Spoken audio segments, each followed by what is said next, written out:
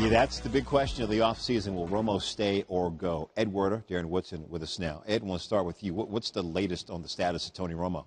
Well, I don't think that he can stay in Dallas for a lot of reasons, one of which is they just can't equitably fit his contract into their salary cap, and they can't justify to Dak Prescott being the starter that Tony Romo is going to make $20 million while you make $500,000 for the second straight year. But according to people who are familiar with Romo's thinking on this, he has decided that he does want to play again. He does have that competitive desire to get back on the football field and lead a team. And he sees Kansas City as a possibility, he sees Denver as a possibility. But the team that seems to intrigue him the most is the Houston Texans, which is feasible for a lot of reasons. Proximity to Dallas would ease any hardship on his family, being a part of it.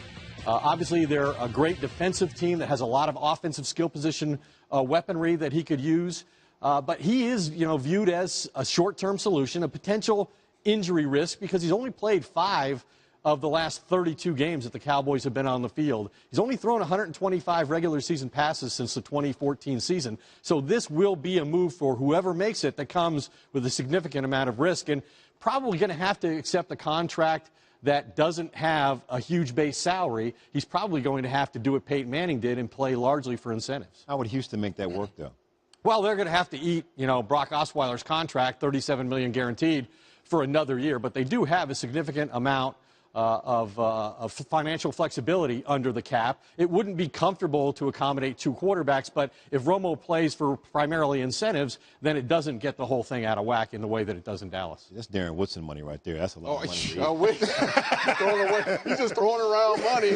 That's a lot of cash. If you're a Romo, Darren, how would you handle this situation? Well, I want to look for the best fit. And at 37 years old, Tony Romo has to figure out what is his best fit. Now, Ed just mentioned Houston Texans, #1 defense in the league last year without J.J. Watt, an offensive line that's an average offensive line but getting better, and weapons on the outside. So if I'm Romo, I'm looking at how do I get to the ultimate goal, which is the Super Bowl. And we all know Tony. If you know Tony, highly competitive, wants to win at all costs, and he doesn't have a Super Bowl ring. I think that's his best bet. Problem in the AFC, obviously, is you got to go through Tom Brady to get to the Super Bowl, not in the NFC where you play Tom Brady in the Super Bowl. That's true, and that's not always a good thing either.